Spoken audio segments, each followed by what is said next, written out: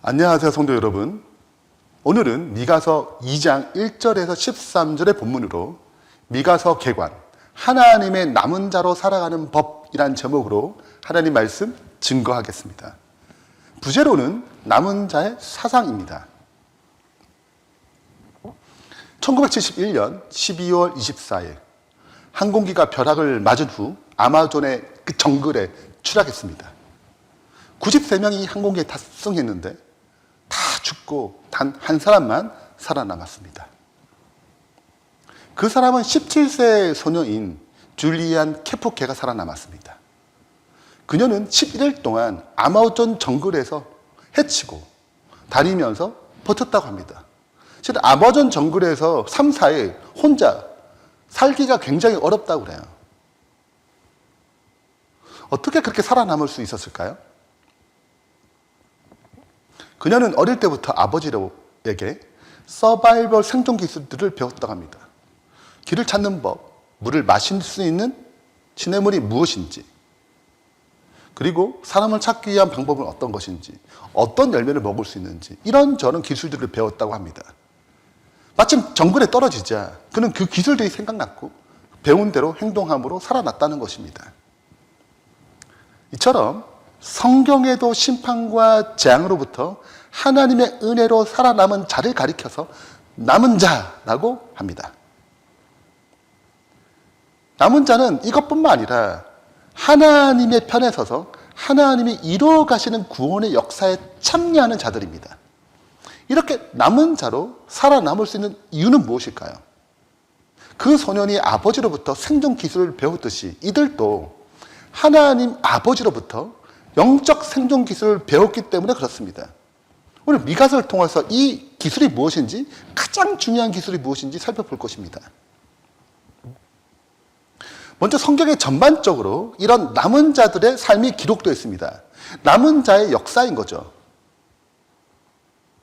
대표적인 사건이 세상에 죄악이 가득 찼을 때 홍수로 심판받을 수밖에 없었습니다.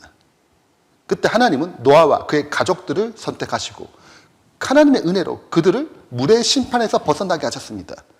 즉 노아의 가족들은 살아남은 자가 된 것이죠. 또한 소돔과 고모라가 불로 심판을 받을 때 롯과 그의 딸들은 건짐을 받아서 남은 자가 됐습니다. 뿐만 아니라 갈대아 우르에 살던 아브라함은 우상 숭배에 물들어지지 않고 하나님 편에 서서 신앙을 지킨 남은 자였습니다. 하나님은 그를, 그 남은 자인 아브라함을 택하셔서 하나님의 나라를 세우고 메시아의 오심을 준비하도록 가나안 땅으로 인도하셨어요. 이렇게 하나님께서는 각 시대에 필요한 남은 자를 사용하셔서 그분의 구원의 역사를 이루어 가셨습니다. 모세도 구원의 역사를 이루기 위하여 남은 자로 택하신 것이죠. 이스라엘 백성이 애굽에서 종살이 하실 때 하나님은 모세를 이곳에 보내셔서 가나안 땅으로 인도하도록 그를 통해 일하셨습니다. 모세는 남은 자죠. 또한 우상 숭배에 빠진 아합 왕 시대 때 하나님은 엘리야를 택하셔서 구원의 역사를 이루어가는 남은 자로 그 사역을 감당하도록 이끄셨습니다. 이렇게 하나님께서는 각 시대마다 남은 자를 통하여 구원의 역사를 이끌고 가시는 것입니다. 또한 마지막 시대에도 남은 자를 통해 재림을 준비하고 선악의 대쟁투를 마친다고 기록하고 있습니다. 그 대표적인 성경절이 요한계시록 12장 17절입니다. 용이 여자에게 분노하여 돌아가서 그 여자의 남은 자손, 곧 하나님의 계명을 지키며 예수의 증거를 가진 자들로 더불어 싸우려고 바다 모래 위에 섰더라. 마지막 시대 때 하나님은 남은 자손, 교회의 남은 자, 다 타락하지만 하나님 편에 서 있던 아브라함과 모세와 이사야와 예레미야, 이런 수많은 선지자들과 같이 믿음의 노도들 같이 하나님의 계명을 지키며 그 예수님의 하나님의 증거를 가지고, 예수님의 증거를 가지고 사탄과 싸우는 그 남은 자들이 있다는 것입니다. 이러한 역사적 흐름에서, 이 구속사적 흐름에서 미가서 역시 남은 자에 대해 기록하고 있습니다. 미가서는 총 7장으로 되어 있는데 여기에 그 최종적인 결론들, 희망의 기별들, 소망의 기별들, 구원의 메시지, 이 모든 것을 남은 자로 맞추고 있어요. 그런 의미에서 미가서는 남은 자의 개념을 가장 잘 설명한 선지자 중 하나입니다. 6개의 성경절을 이제 살펴보겠는데요. 첫 번째가 미가서 2장 12절입니다. 내가 반드시 이스라엘의 남은 자를 모으고, 하나님께서 이스라엘을 심판하셨습니다. 죄악 가운데 있는 그들을 심판하셨어요. 우상숭배에 빠진 이스라엘 백성을 심판하셨습니다. 근데 그 심판으로 끝난 것이 아니고 하나님께서는 그 남은 자를 모아서 다시 그분의 나라를 세우겠다는 것입니다. 미가서 4장 7절은 발을 저는 자는 남은 백성이 되게 하며, 왜 발을 저는 자가 남은 백성이 될까요? 발을 전다는 말은 연약한 자의 뜻입니다. 약한 자라는 뜻이에요. 약한 자를 하나님은 남은 백성이 되게 하겠다는 뜻입니다. 성경에서 약한 자는 하나님을 의존할 수밖에 없는 자의 또 다른 언어입니다. 그래서 하나님께서는 약한 자, 하나님을 의존하는 자로 남은 자수로 세우겠다는 것입니다. 강한 자가 아닌 하나님을 의존할 수밖에 없는 약한 자가 남은 자가 되는 것이죠. 미가서 5장 3절은 그의 형제들 가운데 남은 자가 이스라엘 자손으로 에게로 돌아오겠다라고 얘기합니다. 미가서 5장 7절입니다. 야곱의 남은 자는 많은 백성 가운데 있으니 그들은 여호와께로부터 내리는 이슬 같고 풀 위에 내리는 단비 같아서, 하나님께서는 남은 자를 풀에 내리는 이슬과 단비 같다고 말합니다. 그렇게 만들겠다는 거죠. 풀 같은 인생에게 생명과 구원을 일으키는 담배 역할을 남은 자를 통하여 일할 것이라고 말씀하십니다. 이어서 8절에는 단비로 끝나는 것이 아니고 그 남은 자를 뭐로 만드는 걸? 수풀의 짐승 중에 사자 같고 이렇게 만든다고 얘기합니다. 남은 자를 사자같이 가장 강한 자로, 가장 강한 짐승으로 만들겠다는 거죠. 그 강한 자를 통하여 그분의 나라가 세워지는 것입니다. 왜 강합니까? 소두에 약한 자가 내가 연약할 때 가장 강한 것입니다. 그리스도가 가장 강하기 때문에 그렇죠. 끝으로 미가서 7장 18절에는 주께서 죄악과 그 기업의 남은 자의 허물을 사유하시며, 남은 자들이 자신의 죄를 회개하고 주님 앞에 나와서 죄사함을 받은, 사유함을 받은 자라고 말씀하십니다. 이렇게 미가서는 회복의 메시지에 남은 자의 사상을 담아 기록했습니다. 미가서는 남은 자를 계속 강조하고 있습니다. 이유가 뭘까요? 미가서 시대의 역사적 상황, 시대적 상황을 이해하고 남은 자 중심의 관점에서 구조화해보면 그 의미를 알 수 있습니다. 먼저 미가는 대략 BC 750년부터 687년까지 약 63년 동안 활동했던 선지자로 여겨집니다. 이때 국제 정세는 가장 강한 나라, 북쪽에 있는데 그것은 아수르 나라였어요. 그리고 남쪽에는 강대국인 애굽이 있었지만 아수르에 비해 강하지 못했습니다. 이때 바벨론은 아직 아수르의 지배를 받던 때였습니다. 그리고 BC 722년 북방 이스라엘은 아수르의 침공으로 멸망당하고 맙니다. 이유는 분명합니다. 미가서의 예언처럼 죄악이 가득 찼기 때문에 그렇죠. 그리고 이어서 남방 유다도 역시 심판받을 것을 예언합니다. 미가는 왜 심판받을 수밖에 없는지에 대해서 여러 차례 기록해요. 하나님과 언약 관계를 깨지고 우상 숭배를 하며 정치적, 종교적, 사회적, 윤리적으로 부패하고 타락했습니다. 하나님의 심판을 피할 수 없었어요. 그래서 미가서의 구조를 보면 동일하게 죄악을 기록하고 있습니다. 미가서는 이렇게 세 부분으로 나눠져 있습니다. 근데 세 부분의 모든 내용의 시작점이 무엇입니까? 그 나라와 백성과 지도자들이 죄악의 심판을 받을 수밖에 없다는 상황을 선포하고 있습니다. 그러나 이들은 심판으로 끝나지 않습니다. 하나님 나라가 다시 회복될 거예요. 소망과 희망의 기별이 있는 것입니다. 그것이 바로 남은 자를 통하여 그 일을 이루시겠다고 말씀하시는 것입니다. 죄악과 심판에서 벗어난 남은 자들이 있다는 것이죠. 멸망으로 끝나는 것이 아니라 하나님 편에 서서 남은 자, 그 남은 자를 통해 하나님은 회복될 것을 예언하시는 것입니다. 이 날을 통해 하나님 나라는 망하지 않습니다. 이 날을 통해 다시 지속되고 마침내 그 나라가 이 세상을 통치할 것입니다. 회개하고 하나님께 돌아오기는 그 남은 자, 죄사함을 받은 남은 자가 있을 것입니다. 하나님 편에 서서 하나님께 돌아라고 외친 기별자들이 있을 것입니다. 그 남은 자들이 있을 것입니다. 이들을 통해 마침내 그분의 나라가 메시아라는 왕을 통하여 온전히 세워질 것입니다. 그래서 미가서는 메시아의 오심, 베들레헴에서 태어날 것을 예언합니다. 너무나 유명한 성경절이죠. 미가서 5장 2절입니다. 베들레헴 에브라다야, 너는 유다 족속 중에 작을지라도 이스라엘을 다스릴 자가 내게로 나올 것이라. 그는 근본 상고에 영원에 있느니라. 영원하신 하나님, 영존하신 아버지, 그 전능하신 하나님이 사람의 몸으로 베들레헴에서 탄생할 거라고, 그리스도가, 메시아가, 참된 왕이 태어날 것이라고 예언하고 있습니다. 이제 오늘 본문인 미가서 2장을 통해 하나님의 남은 자는 어떤 특징을 가져 있는지 그것을 살펴보고자 합니다. 어떤 생존 기술이 있는가, 그 내용을 살펴보겠습니다. 먼저 미가서 2장 1절은 이스라엘 백성의 죄악을 가장 심플하게, 가장 핵심적으로 다루고 있습니다.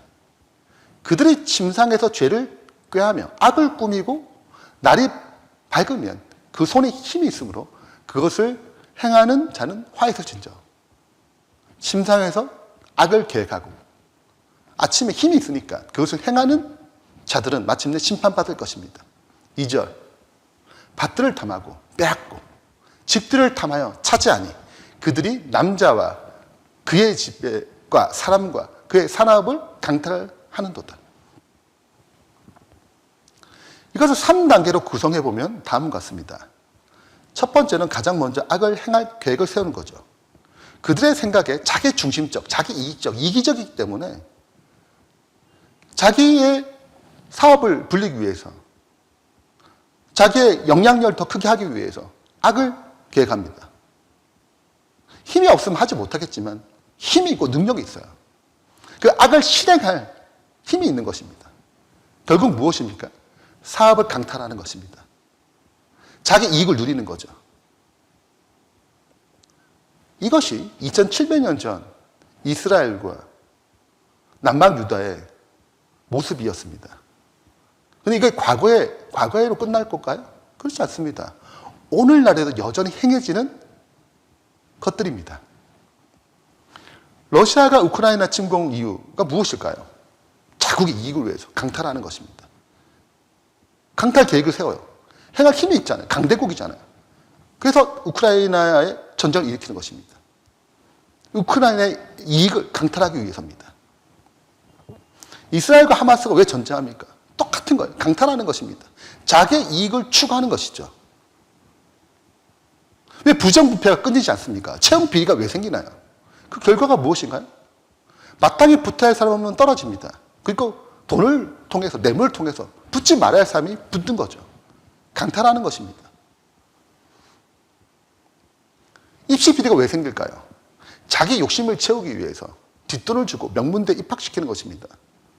그러면 성적으로 마땅히 들어갈 학생은 떨어집니다. 강탈하는 거죠. 가난한 나라의 노동자들 착취합니다. 아동 노동을 착취합니다. 거대 식품 기업들이 이 일을 해요. 자기의 배를 불리는 것입니다. 왜 아동 노동을 사용하나요? 인건비가 저렴하거든요. 그들은 벌써 교육을 배워야 될 때 나이인데 돈을 벌러 사업의 현장에 나가는 것입니다. 이것이 우리가 사는 자본주의의 세상이에요. 강탈이 만연한 사회에 살고 있는 것입니다. 이렇게 돈으로 움직이는 세상이니까 권력과 힘이 있는 자들이 연약한 자를 강탈하는 것입니다. 빼앗는 것입니다. 근데 미가서 2장은 하나님을 믿지 않은 이방인이 아니고 하나님을 믿는 언약의 백성 가운데 일어난다는 거예요. 하나님의 사랑에 의해서, 하나님의 뜻에 의해서, 하나님의 사랑의 성품에 인도하심을 받은, 그래서 움직여야 할 그 이스라엘 나라가 이제는 이방과 똑같이 내 생각, 내 계획, 내 욕망, 자기 이익과 자기 욕심을 채우기 위하여 움직이는 것입니다.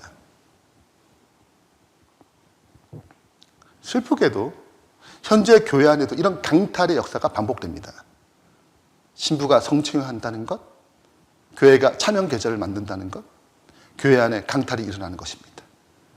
물론 이웃을 잘 섬기는 교회가 있어요. 정직하고 투명한 교회가 있습니다. 사랑으로 봉사하는 교회가 있어요. 그것도 사실이지만 동시에 무엇도 사실입니까? 그렇지 못한 교회들이 있다는 것입니다. 그래서 교회의 이미지가 추락하는 거예요. 이렇게 죄악이 점점 커져서 가득 차게 되면 하나님은 심판하십니다. 죄의 값이 무엇인지 알게 하세요. 미가서 2장 3절은 그 심판을 얘기합니다. 그러므로 여호와의 말씀에 내가 이 족속에게 재앙을 계획하나니 너희의 목이 이에서 벗어나지 못할 것이요 또한 교만하게 다니지 못할 것이라. 이는 재앙의 때임이라 하셨느니라. 재앙의 결과 그동안 누렸던 모든 것들이 잃어버릴 거라고 말합니다. 그때 마땅히 돌아갈 못과 분기가 있는데 하나도 없다고 5절에 말씀하세요. 자, 그럼 이런 심판의 메시지 들으면 어떻게 해야 될까요? 이렇게 죄악을 알게 되면 어떻게 해야 할까요? 죄를 자복하고 회개하고 하나님께 돌이켜야 합니다. 그런데 이스라엘 백성은 이 심판의 기별에 대해서 어떻게 반응했을까요? 미가서 2장 6절입니다. 그들이 말하기를 너희는 예언하지 말라. 이것은 예언할 것이 아니거늘 욕하는 말을 그치지 아니한다 하였도다. 말이 좀 어려우니까 표준 새 번역에는 이렇게 번역했습니다. 그들의 예언자들이 말한다. 너희는 우리에게 예언하지 말라. 이 모든 재앙을 두고 예언하지 말아라. 하나님이 우리를 망신시킬 리가 없다. 다른 말로 하자면 심판을 예언하는 그 선지자에게 그렇게 예언하지 말라는 거예요. 우리가 지금 아는 믿는 하나님은 그런 하나님 아니다. 심판하신 하나님 아니다. 즉 심판을 예언하는 선지자들에게 너희가 하나님을 잘못 알고 있다. 하나님은 사랑의 하나님이다. 이는 심판하실 할 일이 없다. 이렇게 얘기하는 것입니다. 회개를 거절하면 그리고 하나님께서 원하시는 그 뜻을 행하지 아니하면서 심판의 말 대신 허망한 위로와 기복의 말만 해달라고 선지자에게 부탁하는 것입니다. 망한다. 떨어진다. 실직할 것이다. 이런 말들을 듣기 싫은 것입니다. 하지도 말라는 거예요. 왜 그렇습니까? 그들이 마땅히 들어야 할 하나님의 책망 그리고 구원받을 수 있는 그 기회, 회개하고 책망을 통해서 벗어날 수 있는 이 기회를 보지 못했습니다. 그걸 구원받을 수 있는 기회를 여기지 못했어요. 그러니까 영원한 구원의 기쁨을 알지도 누리지도 못하는 것입니다. 미가서 2장 7절 11절입니다. 야곱의 족속아 너희가 어찌하여 주의 영도 분노하시느냐. 주께서 정말 그런 일을 하시겠느냐. 11절 거짓말장이나 사기꾼이 와서 너희에게 포도주와 툭한 술이 철철 넘을 것이다 하고 예언하면 그 사람이야말로 이 백성의 예언자가 될 것이다. 포도주와 술에 대해서 언급하고 있는 이유가 뭘까요? 포도는 성경에서 풍요의 상징입니다. 즉 자신들에게 풍요가 올 것이라고 예언해 주고 그들의 마음을 즐겁게 해주는 말씀을 전하면 그를 선지자로 삼겠다는 것입니다. 즉 하나님의 말씀을 듣고 싶은 것이 아니고 자기가 듣고 싶은 말만 듣겠다는 것입니다. 이것이 미가 선지자가 하나님의 말씀을 전할 때 이스라엘 사회의 실상이었습니다. 왜 이렇게 변질되었을까요? 총 7단계의 과정이 있는데 제일 첫 번째, 하나님의 관계가 올바르지 못하면, 그 올바르지 못한 이유가 무엇입니까? 바로 죄입니다. 교만한 마음, 이기적인 마음, 불순종하는 마음, 하나님 뜻에 굴복하지 않은 마음, 자기 욕심을 채우고자 하는 마음. 그러면 하나님 관계가 깨트려집니다. 하나님 관계가 올바르지 않아요. 그렇게 해서 그 죄를 회개하지 않으면 네 번째 단계가 분별력을 상실하게 됩니다. 자꾸 죄를 회개하지 않잖아요? 그러면 조금 어두워집니다. 어두워진 것이 계속 지속돼서 분별력을 상실하면 다섯 번째 단계가 하나님과 하나님 말씀하신 그 진리를 왜곡하게 됩니다. 왜냐하면 자기가 듣고 싶은 것만 듣기 때문이요. 보고 싶은 것만 보기 때문에 그렇습니다. 그러면 어떤 신앙관이 형성됐냐면 잘못된 신앙관이 형성이 돼요. 그게 굳어지는 것입니다. 문제는 이러한 사람에게 신앙을 배우면 처음부터 잘못된 신앙관을 가지고 시작해요. 그래서 마태복음 23장에는 바리새인이 바리새인을 낳는 것입니다. 잘못된 신앙관을 가진 사람이 잘못된 신앙관을 갖게 만드는 것이죠.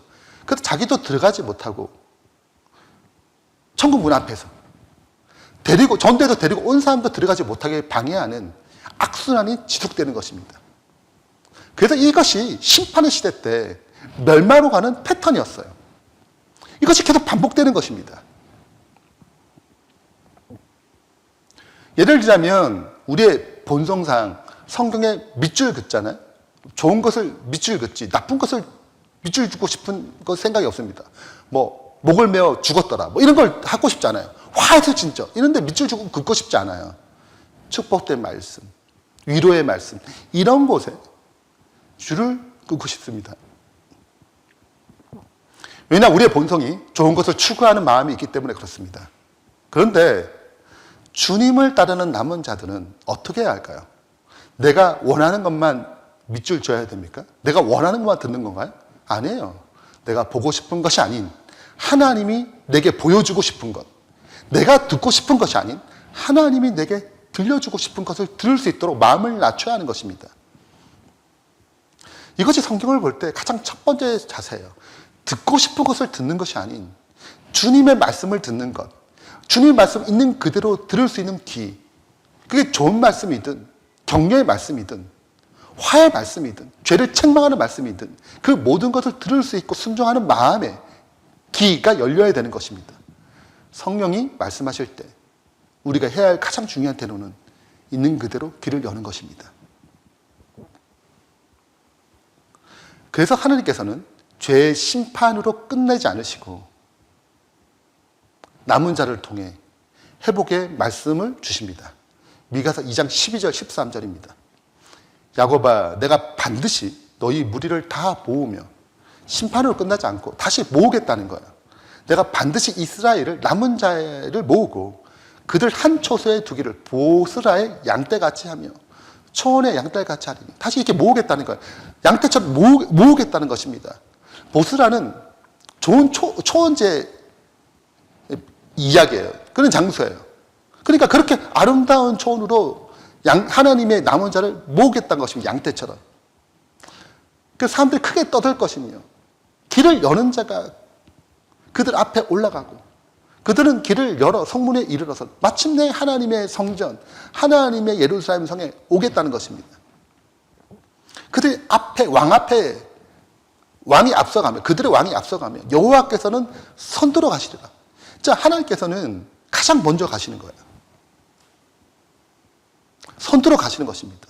그리고 문을 여는 자들, 왕들이 따라가면서 남은 자들이 여호와 하나님의 선두로 계신 그 목자 되신 그분을 쫓아간다는 것입니다. 그렇기 때문에 남은 자의 특징의 핵심 무엇입니까? 그 생존 기술이 무엇입니까? 선두에 가신 여호와를 따라 어디든지 따라가는 자들입니다. 내가 앞장서서 주님, 나를 따라오세요. 내가 원하는 걸 들어주세요. 내가 이 계획인데 주님 이 계획을 들어주셔야 돼요. 이게 아니고 주님 가시니 내 뜻과 내 원이 아니더라도 그 길을 기꺼이 순종하는 것입니다. 자기 계획이 아니고 하나님의 계획을 따르는 자입니다. 자기 욕심을 행하는 자가 아니고 하나님의 사랑으로 행하는 자들입니다. 남은 자는 하나님의 인도하심에 자기 뜻을 굴복할 줄 아는 자들이에요. 왜 굴복합니까? 왜 자기 뜻을 내려놓습니까? 자기 욕심을 내려놓나요? 그것은 하나님을 따르는 것, 자기를 내려놓는 것, 그것이 가장 좋은 길임을 알기 때문에 그렇습니다. 수능이 끝나고 대학 입시를 위해 학부모님들이 기도할 것입니다. 그런 시즌이 됐죠. 합격을 기원하는 것입니다. 이 기도가 나쁜 것이 아닙니다. 그런데 이러한 기도가 자칫 강탈하는 기도가 될 수 있어요. 내 자녀가 붙으면 누군가는 떨어지겠죠? 근데 누가 떨어지는 것에 별로 관심이 없습니다.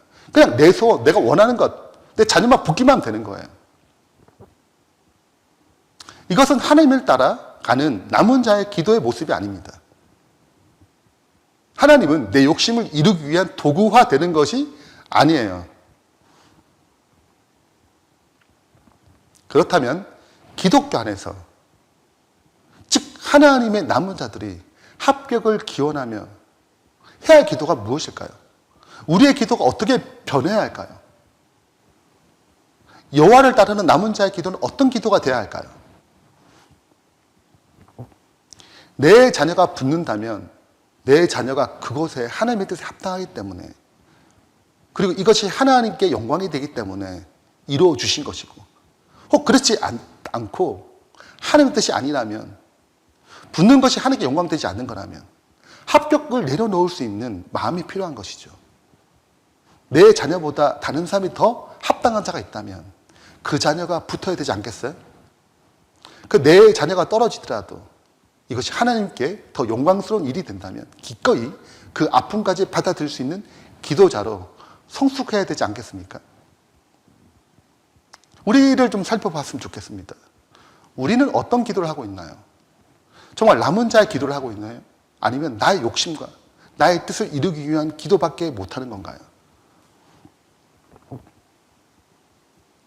여호와를 따라가는 남은 자의 기도의 삶은 하나님의 영광을 위해서 하는 것입니다.